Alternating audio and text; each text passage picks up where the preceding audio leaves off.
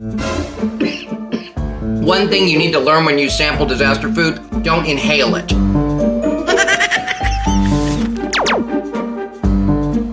We now live in an age of disasters, and Disaster Patrick is on a mission to prove that if you prepare for disasters, you'll never experience one.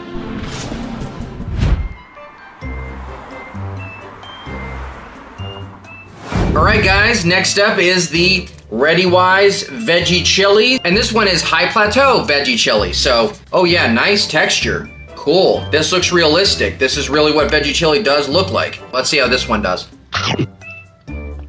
Nice flavor.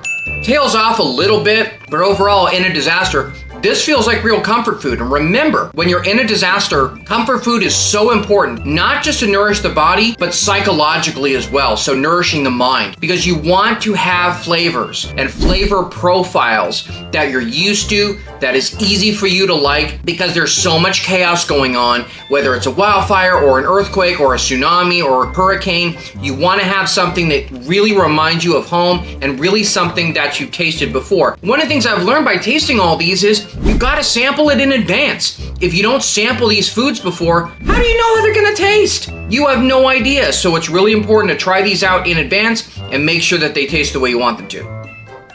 The only problem I have with this is that I think this needs to sit a lot longer than what they put on the outside of the packaging, because there are some elements in here that are still undercooked. They said to close the zipper and let it stand for 12 to 15 minutes. This actually stood for almost 17 minutes, and I used boiling hot water, and there are elements in here that are still undercooked. Some of the beans are still undercooked. Some of the rice is undercooked. I think overall this is actually pretty good, so I would give this kind of a medium score.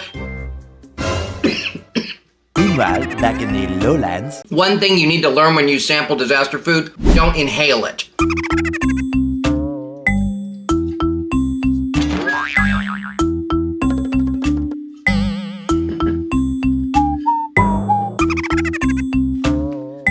This one is definitely one of the higher ranking ones. It's not the best, but it definitely is in the top 2 or 3. All right, guys, next on the vegan list is Backpacker's Pantry Cuban coconut, black beans, and rice. That's a very unique flavor profile. You don't see that often in disaster food. It smelled really great. The aroma's nice. Wow. Yeah, I can smell some of the coconut in there for sure. Let's see if this really holds up. Yeah, nice texture. You can see that. That's pretty great. These are really hot because of the boiling water.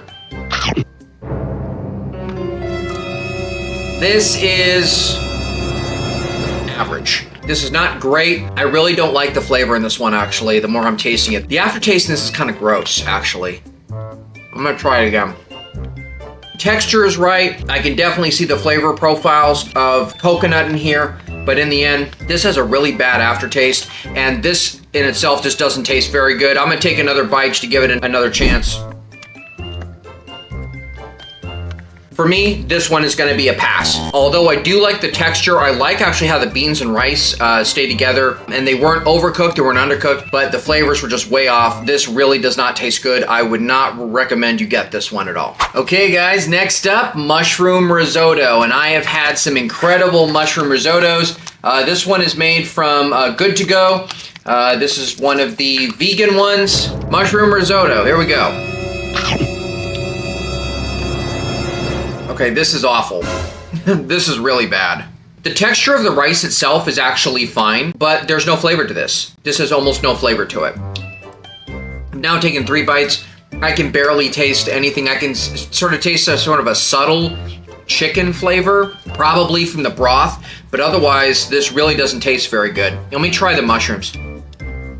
Yeah, no. The texture is tough on the mushrooms. I can't really taste much else. This really doesn't have very good depth of flavor. It's really watery. This one is a definite no.